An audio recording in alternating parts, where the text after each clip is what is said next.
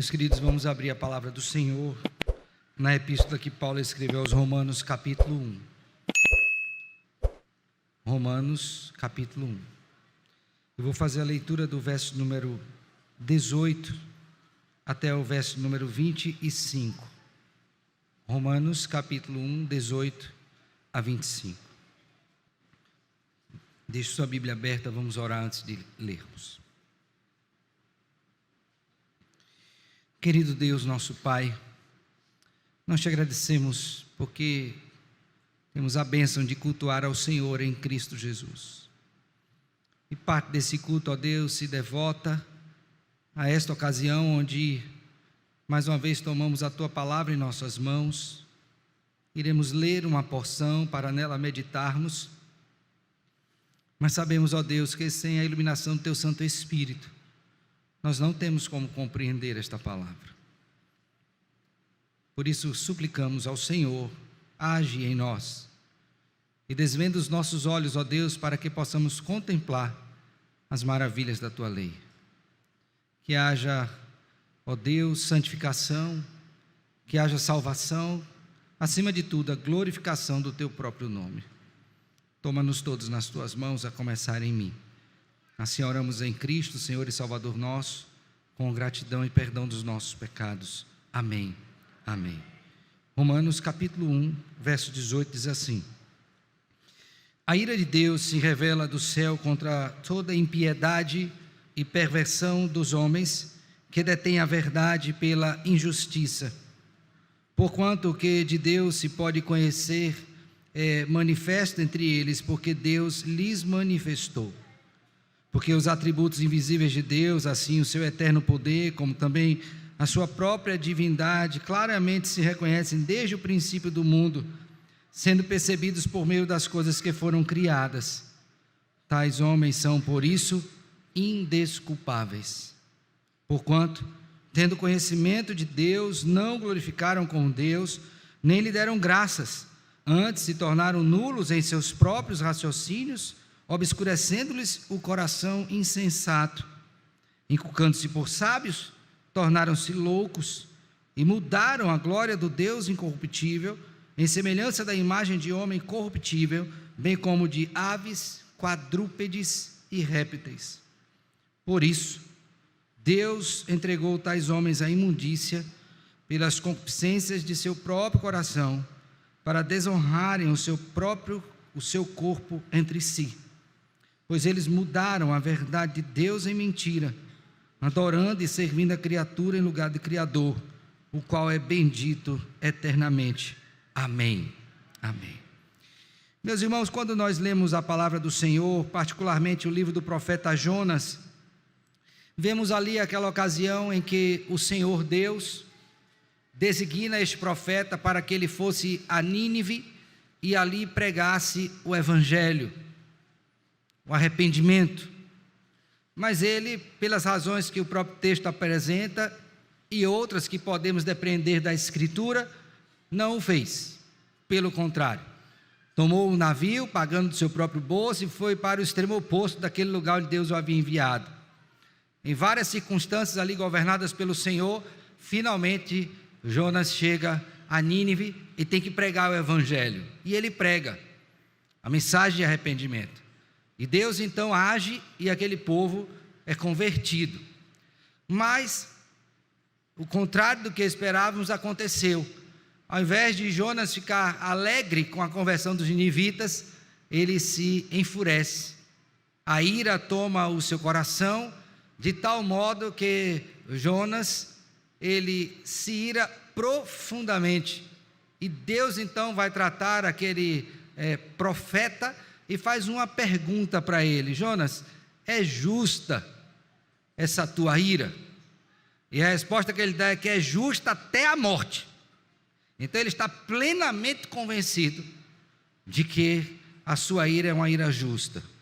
E Deus, naquele mesmo contexto, o convence do contrário, faz nascer uma planta que traz sombra sobre ele. No outro dia o próprio Deus envia um verme, e então aquela planta é consumida, e Deus fica irado, ou melhor, Jonas fica irado, porque aquilo aconteceu. Depois Deus prova a ele que ele teria compaixão de animais, e porque ele, Deus, não teria compaixão de homens. Isso mostra, irmãos, que como seres humanos, a nossa ira, quando ela é manifesta, e a ira é também um atributo divino, nós precisamos refletir se de fato ela procede ou não, se é justa ou injusta. Tanto é que o próprio apóstolo Paulo, que escreve aos Romanos, diz: não se ponha o sol sobre a vossa ira, irai-vos e não pequeis. Ele instrui isso, mas sobre Deus nós não podemos dizer do mesmo modo, porque em nenhum momento, nunca, jamais acontecerá de Deus manifestar a sua ira de modo injusto, porque Ele é perfeito, Ele é santo, Ele é puro, Ele é justo.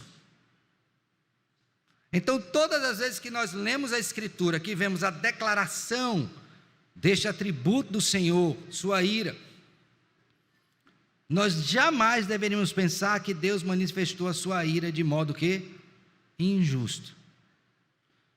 Sempre é justo, e nunca é por conta dele, no sentido de que ele cometeu alguma transgressão, mas o homem.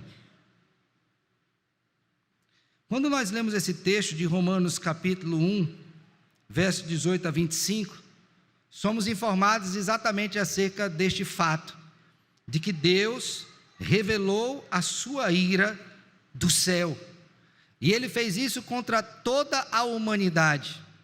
E para que a gente entenda a razão pela qual isso está acontecendo, é necessário que a gente olhe para esse contexto onde essa porção ela está inserida.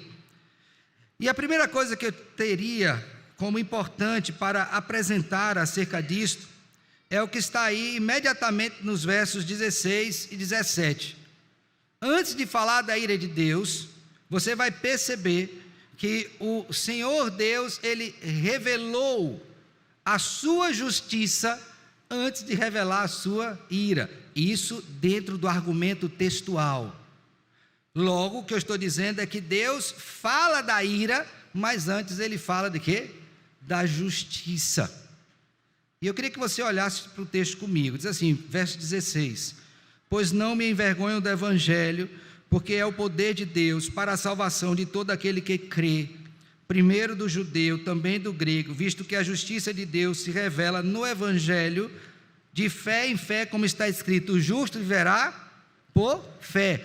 A mesma palavra que Paulo usa para revelar o Evangelho, a justiça de Deus se revela no Evangelho, é a mesma palavra que ele usa no verso 18, a ira de Deus se revela do céu. Então o mesmo Deus que revelou a sua justiça no Evangelho, é o mesmo Deus que está revelando também a sua ira.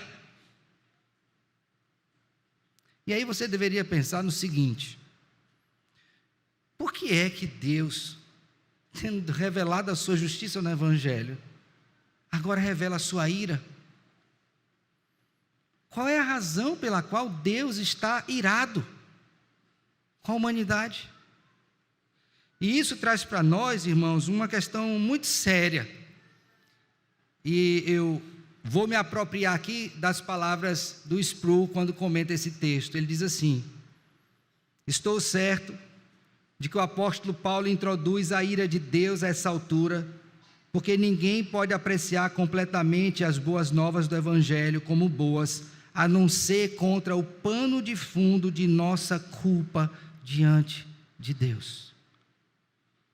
Você já teve aquela experiência de sair para evangelizar alguém e dizer: olha, Jesus te ama, Jesus te salva, e a pessoa questionar: salvar de quê? Por que eu preciso do Senhor Jesus? Qual é a necessidade do Evangelho? E Paulo então inicia essa argumentação mostrando que você só vai ter uma correta compreensão da dimensão do Evangelho, deste poder de Deus, se você entender que Deus está irado contra a humanidade. Que você não está tranquilo quanto parece. Que a despeito das coisas aparentemente estarem dando certo para você, ou errado, não importa. Você está debaixo da ira de Deus,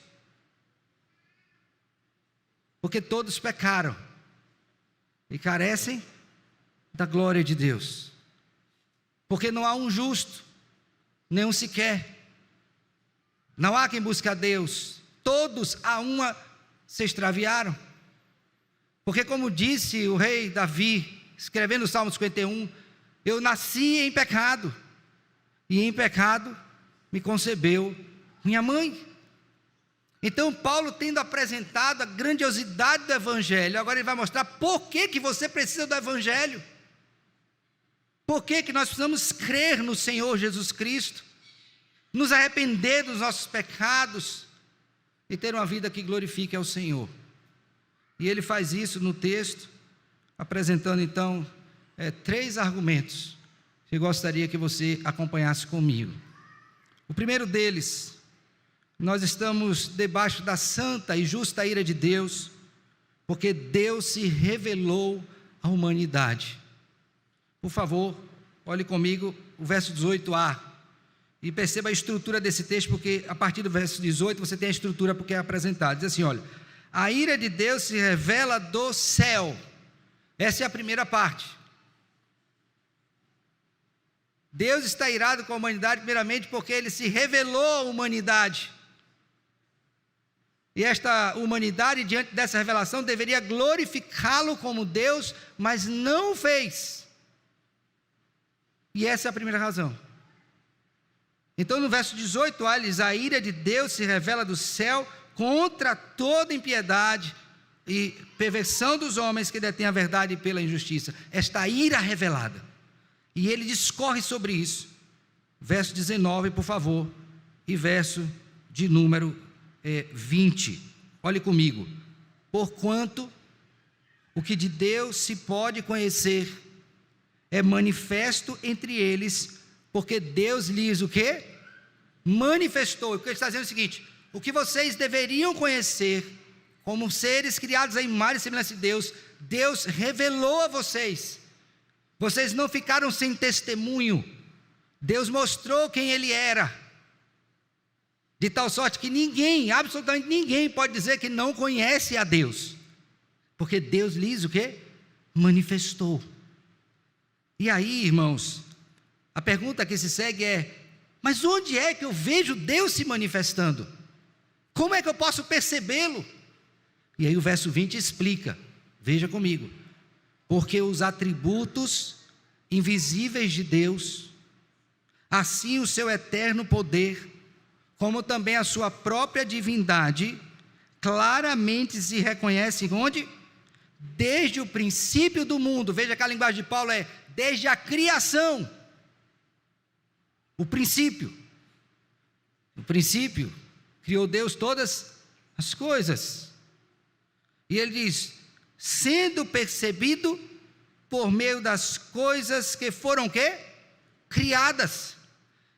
Então o que Paulo está dizendo é o seguinte: Deus está demonstrando essa sua ira justa, em primeiro lugar, porque Ele se revelou para o homem, para que os homens pudessem percebê-lo e glorificá-lo, mas não o fizeram. E eu queria que você abrisse sua Bíblia comigo, por favor, no Salmo de número 19. Abra sua Bíblia, Salmo de número 19. Esse é um texto clássico quando falamos dessa revelação, chamada de revelação geral, essa revelação de Deus, ou também chamada de revelação natural. É dito assim, Salmo 19, versos 1 e 2. Eu queria que a igreja lesse. Abriram? Então vejam: o testemunho de Deus na criação. Vamos lá? Os céus proclamam a glória de Deus, e o firmamento anuncia as obras das suas mãos. Um dia expulsa outro dia, e uma noite revela conhecimento a outra noite. Então, quando você olha para a criação, você tem ali um testemunho acerca da existência de Deus e da sua obra. Que obra? A obra da criação. E Deus colocou isso para o nosso estudo e deleite.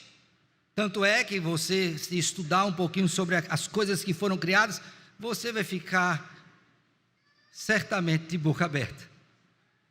porque é de uma maravilha tão grande, de uma minuciosidade, de um cuidado, e expressa uma sabedoria que somente uma mente inteligente, daí a ideia design inteligente, para criar tudo isso. Que perfeito! Quer seja um microcosmo, quer seja um macrocosmo, a organização de todas as coisas, a perfeição com que elas estão relacionadas, tudo, absolutamente tudo, mostra a glória do Senhor, sábio e poderoso. Esse mesmo autor, que falou dessa revelação chamada de natural, ele faz uma consideração importante sobre isso, dizendo que nessa revelação natural, Deus se revela para nós, ou a nós, através da nossa consciência, e nós temos o princípio da lei gravado no nosso coração, através do seu governo providencial, bem como de todas as coisas que foram criadas. Então, quando você olha as coisas acontecendo, há um Deus que está gerenciando tudo isso. Há um Deus que age dentro de você, para estabelecer esse padrão de certo e errado, porque imprimiu no seu coração e no meu coração a lei dele. Deus se revelou. Mas o que foi que os homens fizeram com esta revelação? Eles não glorificaram a Deus. Por isso, veja comigo aí o final do verso 20. Tais homens são por isso o quê? Indesculpáveis. Porquanto, tendo conhecimento de Deus, não o glorificaram o quê? Como Deus. Então olha bem, preste bem atenção, olhe para mim.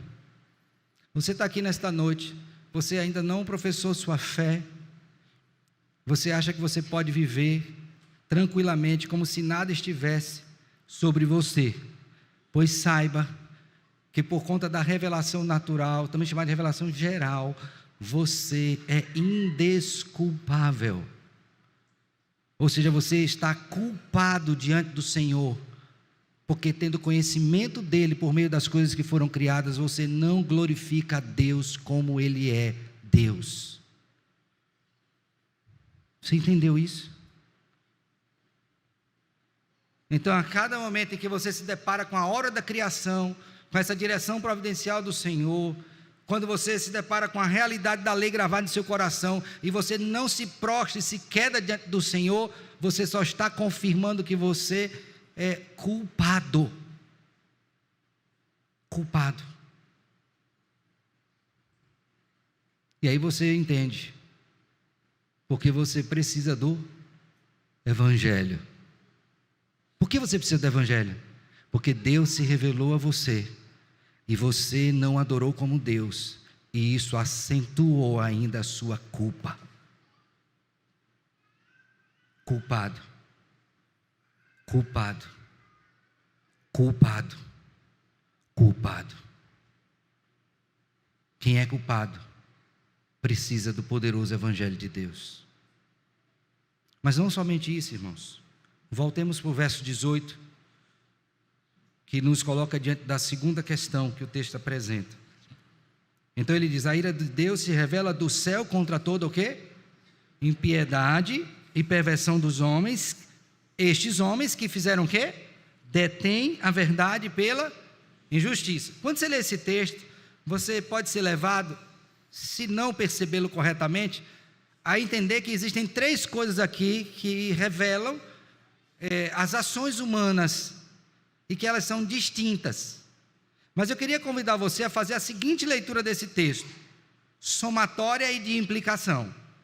Então seria como se fosse assim: olha, você soma a impiedade com a perversão, e isso será a expressão exata da deter a verdade pela injustiça. Então ele está dizendo o seguinte: quando os homens, diante da revelação de Deus, não glorificam como Deus, eles estão o quê?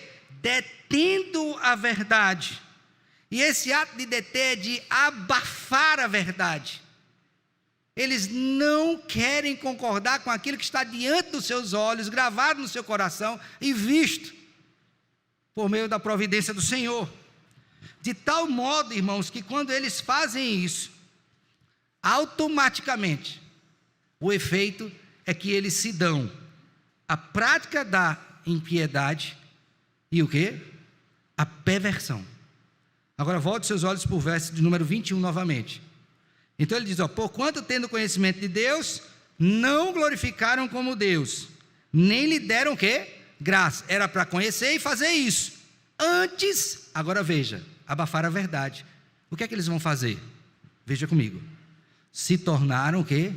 Nulos em seus próprios raciocínios, obscurecendo-lhes o coração insensato, inculcando-se por sábios. Foi o que eles fizeram? Tornaram-se loucos e mudaram a glória do Deus incorruptível em semelhança da imagem do homem corruptível, bem como de aves, quadrúpedes e o quê? Então ele está dizendo, olha, Deus se revelou, e isso torna-nos o quê? Indesculpáveis. Eles não quiseram esta verdade, eles detiveram a verdade, eles abafaram, suprimiram, tentaram prender a verdade. Como consequência disso, o que foi que eles fizeram? Se entregaram à impiedade e o quê? E à perversão. E a maior expressão disso é a idolatria. Porque eles pegaram a imagem do Deus, olha aí, mudaram a glória de Deus incorruptível em semelhança, digo, da imagem do homem corruptível, bem como de quadrúpedes, aves e o quê? Répteis. Irmãos, sejamos sinceros. O Senhor Deus ordenou-nos que nós não devemos erigir qualquer tipo de imagem. Mas vocês já viram que o homem, nós, seres humanos, somos tendenciosos a criar ídolos. Já viram isso? Não precisa andar muito longe, não. Nós damos formas a eles. Nós inventamos no nosso pensamento. E o que Paulo está dizendo é exatamente isto. Você não quis submeter ao Senhor, você não glorificou a Deus. Em contrapartida, esta impiedade, essa perversão levou você ao ápice disso, que é o quê? A idolatria.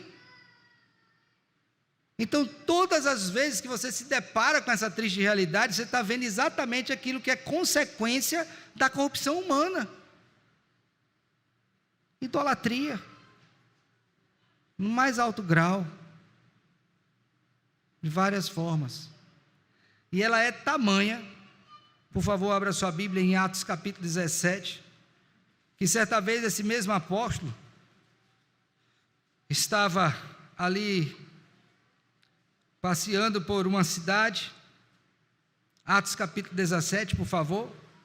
Ele estava em Atenas. Veja comigo, verso 22. E ele fala para aqueles atenienses que o chamaram para falar no Areópago, dizendo da idolatria deles. Olha que ponto chega, tá? Então Paulo, levantando-se no Areópago, no meio do Areópago, disse: senhores atenienses, em tudo vos vejo acentuadamente o quê? Ele não disse que eles não eram religiosos, eles eram religiosos. Mas qual tipo de religião? E aí ele prossegue dizendo: porque passando e observando os objetos do vosso culto, encontrei também um altar no qual está o quê? Inscrito: ao Deus desconhecido. Pois esse que adorais sem conheceres é precisamente aquele que eu vos o quê? Irmãos, ali era um verdadeiro panteão de deuses. Tinha Deus para todo gosto, até o desconhecido. Vocês conseguem perceber aqui o caminho, ou melhor, o descaminho que esses homens tiveram? Tudo porque eles o quê? Não quiseram a verdade. E detiveram a verdade pela o quê? Injustiça. E aí, irmãos, o que é que o apóstolo Paulo diz? Olha, veja comigo. Mudaram a glória do Deus incorruptível em semelhança da imagem do homem corruptível, bem como de aves, quadrúpedes e o quê? E répteis. Então note bem, por que toda a humanidade é culpada? Primeiro, porque Deus se revelou. Segundo, porque diante dessa revelação, eles não quiseram a verdade e trocaram a verdade pela injustiça. Ao invés de adorar o Deus verdadeiro, eles erigiram deuses para si mesmos. Culpado.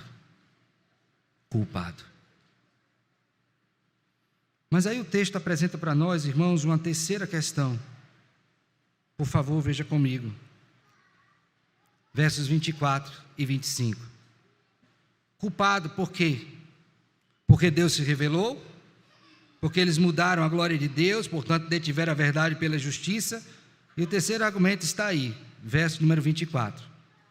Por isso, Deus entregou tais homens à imundícia pela concupiscência de seu próprio coração, para desonrarem o seu corpo entre si, pois eles mudaram a verdade de Deus em mentira, adorando e servindo a criatura em lugar do Criador, o qual é bendito eternamente.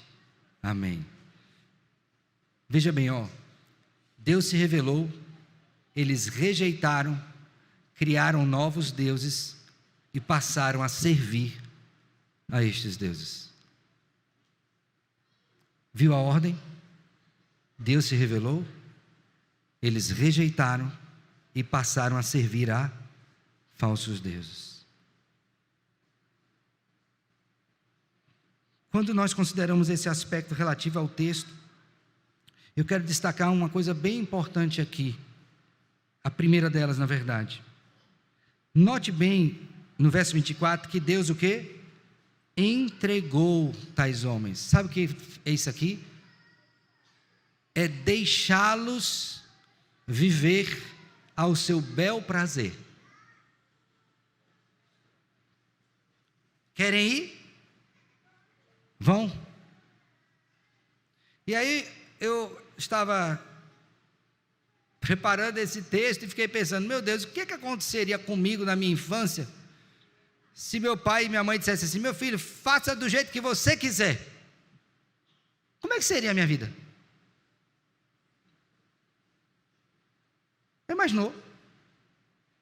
Seu pai ou sua mãe dissesse para você, viva do jeito que você quiser. Eu acho que uma das coisas que eu não faria, pensando, era banho. Porque o menino quer sempre brincar, ele não tem tempo para tomar banho. E quando chega da rua sujo, também não quer tomar banho, porque quer dormir para descansar para o dia seguinte brincar. Então você imagina, se desde aquela época, eles deixassem eu viver do jeito que eu quero, que eu queria. Outra coisa, eu fiquei pensando, comer. Sempre dei trabalho para comer. Se meus pais tivessem decidido assim, vou deixar você do jeito que você quer, e vou liberar você para que você coma só o que você quer, pronto, era outra tragédia. Agora, coloque isso numa proporção muito maior e considere a inclinação do seu coração pecaminosa, porque você nasceu em pecado lhe concebeu sua mãe, então você é naturalmente depravado, depravação total. E Deus diz assim, vá meu filho, viva do jeito que você quer, vou entregar você aos seus desejos. Como estaria a sua vida, meu irmão? Perto de Deus, santa, pura. Então, quando Deus faz isto, Ele está mostrando para nós mesmos que nós não temos a mínima condição de viver a parte do Senhor, sem depender da sua graça. E o que se espera de mim, quando sou deixado a viver entregue, é depravação em cima de depravação, é coisa ruim em cima de coisa ruim. E o texto diz, Deus entregou tais homens, vivam. E o resultado?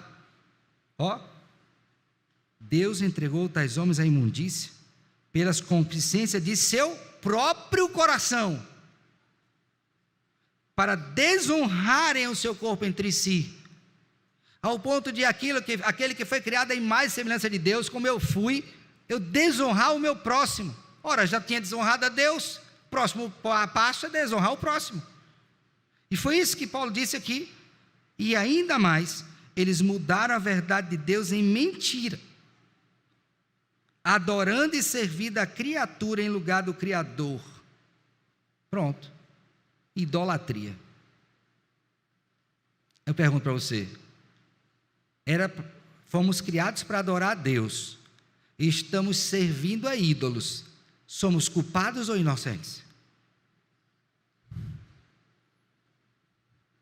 Sentença: culpado.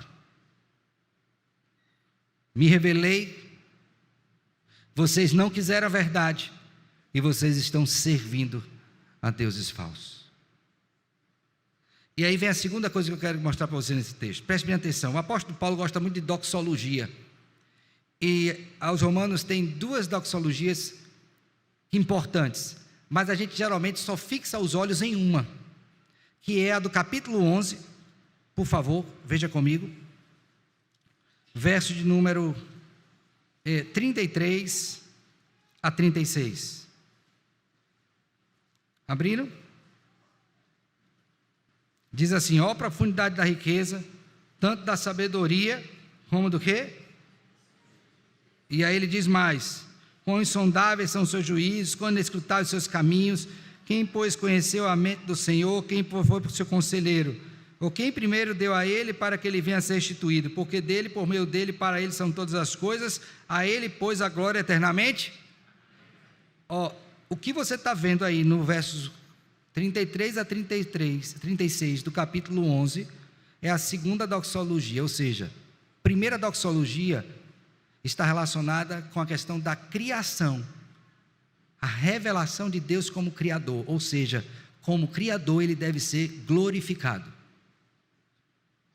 Depois é a doxologia com relação a Deus como Redentor, então também como Salvador ele também deve ser o quê? Glorificado. Então, tanto aqueles que estão diante da revelação de Deus na criação devem glorificá-lo, como também aqueles que estão diante da revelação de Deus na criação e na salvação, também devem o quê? Glorificaram. E o que foi que fizeram? Não glorificaram como Deus. Portanto, sentença: culpado.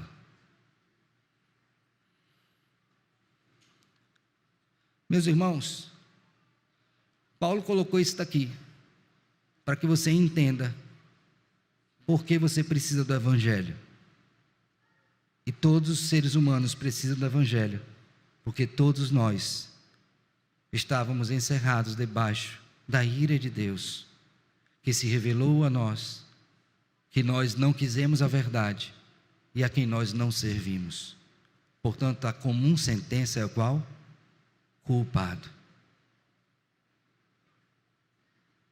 Então, se você é um ser humano criado em mais semelhança de Deus, você já nasce com esse veredito: culpado.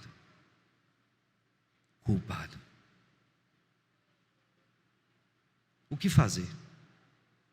A resposta está no próprio texto. Veja comigo o verso 16 e 17. Pois não me envergonho do Evangelho, porque ele é o poder de Deus para a salvação de todo aquele que crê, primeiro do judeu e também do grego, visto que a justiça de Deus se revela no Evangelho de fé em fé, como está escrito: o justo verá por fé. Você sabe por que você precisa do Evangelho? Porque você é o quê? Culpado. Pastor, e se eu não crer no Evangelho? Você vai permanecer culpado. Pastor, e se eu crer em outro Evangelho? Você vai permanecer culpado. Então o Senhor está querendo dizer que a única forma de que eu saia desta condenação e portanto seja salvo e goze da vida eterna é crendo no Evangelho? Sim. Por quê? Porque Ele se fez culpado em nosso lugar. E é isso que temos diante de nós hoje nessa mesa. Todos nós éramos culpados. mas Ele mandou o único justo para morrer em nosso lugar, ter o seu corpo moído, ter o seu sangue derramado, para que a culpa que estava sobre nós fosse posta sobre Ele, na cruz do Calvário. E a sentença que era nossa, culpado, foi sobre Ele. Com um detalhe: Ele nada fez para que fosse considerado culpado, pois nenhum dano se achou nele ou na sua boca. Todos estamos debaixo da sentença da culpa, mas hoje você tem diante de si, em Cristo Jesus, a única possibilidade de sair disto, crendo em Jesus, conforme revelado na Escritura. Eu queria que você considerasse, irmãos, isto, de tal modo que cada criança aqui, adolescente, jovem, homem, mulher, pensar sobre isto. Meu Deus, o Evangelho me foi dado porque eu sou culpado.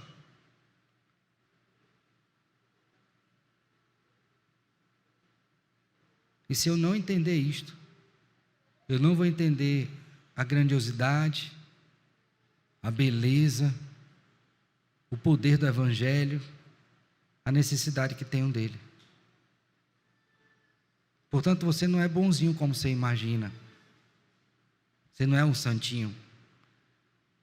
Você pode ser um bom pai, uma boa mãe, um bom filho, e tem que ser tudo isso, mas nenhuma dessas coisas tira de você a sentença. Qual é? Culpado. Por suas obras, você não será salvo. Porque você sempre será o quê? Culpado. Mas se você crer no unigênito Filho de Deus e no que Ele fez por você, para lhe justificar, certamente essa sentença não pesará mais sobre você, porque Ele tomou sobre si naquela cruz. Quero me valer mais uma vez aqui, dando continuidade ao pensamento de Sproul, quando ele diz assim, completando: as boas novas são um anúncio feito a pessoas que estão universalmente debaixo da acusação de Deus e expostas à sua ira. Universalmente debaixo da culpa e expostas à sua o quê? Ira. E ele diz: as pessoas hoje não estão particularmente interessadas no Evangelho, porque não sabem nada a respeito da lei de Deus e não estão familiarizadas com a revelação de sua ira. Se as pessoas fossem sensíveis à manifestação da ira de Deus em relação a elas, ficariam impelidas por um esclarecido interesse próprio, que correriam tão rápido quanto possível para ouvir o Evangelho.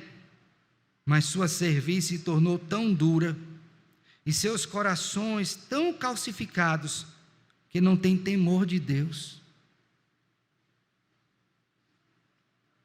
As pessoas não acreditam na ira de Deus, pensam que Ele é incapaz de tal coisa. Já viu isso? Deus é amor, Deus é amor. Mas Ele se ira. A ira é um atributo divino. As pessoas não acreditam na ira de Deus, pensam que Ele é incapaz de tal coisa. Escutam os pregadores em todos os lugares afirmando que Deus os ama incondicionalmente. E quando ouvem essa mensagem que são culpados e que, portanto, estão debaixo da ira de Deus, não vem razão nenhuma para temer a sua ira, porque acham que são bonzinhos. Sinceramente, você acha que você é bonzinho? Você acha que não tem culpa diante de Deus? Se assim fosse, não teríamos essa mesa diante de nós. Mas foi necessário que alguém morresse, para que toda a ira de Deus recaísse sobre aquele pelos quais Cristo morreu. O meu desejo, querido, é que você não seja como esses desavisados. E entenda que você precisa do Evangelho. Porque todos nós somos o quê? Culpados.